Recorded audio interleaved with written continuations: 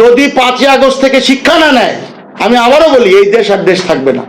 বিভাজন তো এমন এক জায়গায় গিয়েছে, সেই বিভাজন ঐক্যমত করার সুযোগ আছে আমাদের প্রধানমন্ত্রী, মাননীয় প্রধানমন্ত্রী। চিকেন ফ্রাই বিক্রি করলে আপনার 10% এক্সট্রা দিতে হবে, পিজা বিক্রি করলে 10% এক্সট্রা দিতে হবে। এ কোন মগের মূল্যকে আমরা আসি? এইটা তো মগের মূল্য। যারা এটা বানিয়েছে তারা কি আসলে মানুষ? তারা কি সুস্থ? মানে একটা গোষ্ঠী এখন টোটালি আউট অফ ট্র্যাক।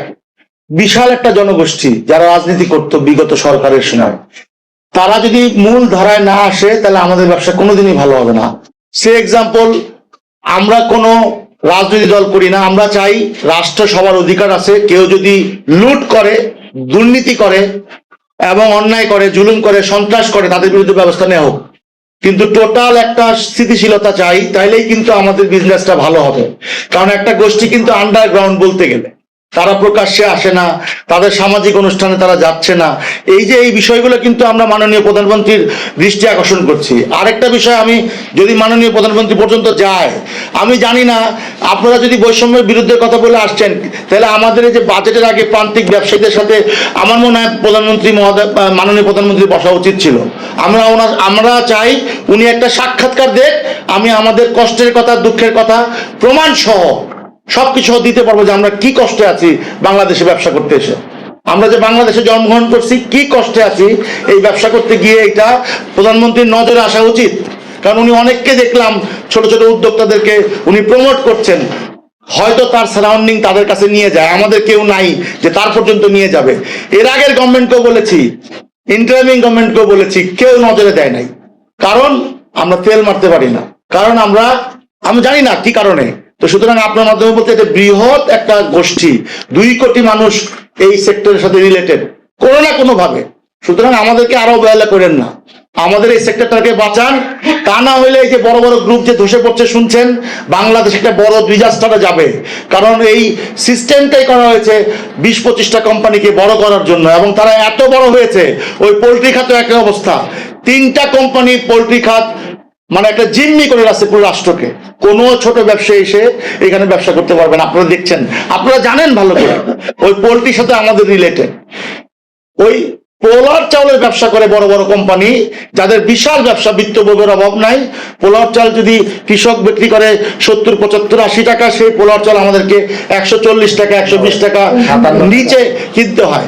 কৃষক তার ন্যায্য মজুরি পায় না। সরকার ওইখানে নীতিমালা করা হোক কে কোন ব্যবসা করবে, কারণ সমস্ত প্রোডাক্ট ওই সিন্ডিকেটের কারণে আমাদের বেশি দামে কিনতে হয়। এই ময়দা বলেন, তেল বলেন, আপনার পোলার চাল বলেন, আমাদের যে অনুষঙ্গ ম্যাক্সিমাম। তো সুতরাং আমরা বিশ্বাস করি যে সরকার এটা অ্যাড্রেস করবে। আরেকটা বিষয় দেখেন, বারবার বলে আসছি এসডি প্রত্যাহারের জন্য সাপ্লিমেন্টারি ডিউটি। চিকেন ফ্রাই বিক্রি করলে আপনার 10% এক্সট্রা দিতে হবে, পিজা বিক্রি করলে 10% এক্সট্রা দিতে হবে। এ কোন মগের মূল্যকে আমরা আসি? এইটা তো মগের মূল্য। যারা এটা বানিয়েছে তারা কি আসলে মানুষ? তারা কি সুস্থ? আমার তো মনে হয় এই যে বিসিএস যে প্রশাসন, বিসিএস যে ট্রেনিং ইনস্টিটিউট বা অন্যান্য ট্রেনিং, এটা ঢেলে সাজানো দরকার।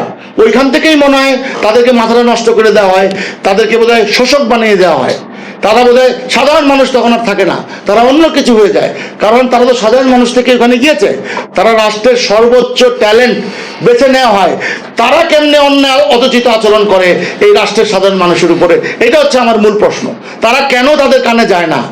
এবং আমি জানি খড়গ হবে, আমাদের খড়গ হলে উপায় নাই। যদি 5ই আগস্ট থেকে শিক্ষা না নেয়, আমি আবারও বলি এই দেশ আর দেশ থাকবে না।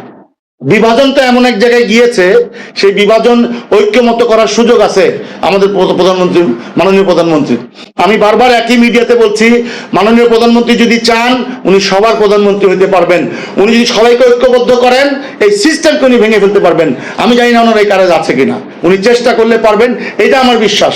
কিন্তু উনি চেষ্টা করতে হবে, ওনাকে সাধারণ মানুষের ব্যথাটা বুঝতে হবে, সাধারণ ব্যবসায়ীদের ব্যবসাটা বুঝতে হবে, ব্যবসা কিছু গোষ্ঠীকে যাতে উনি তুলে না দেয়। এই আজকে 55 বছরে কিছু গোষ্ঠীকে শুধু বড় করা হয়েছে, এটার ফল সাধারণ সব মানুষ ভোগ করতেছে।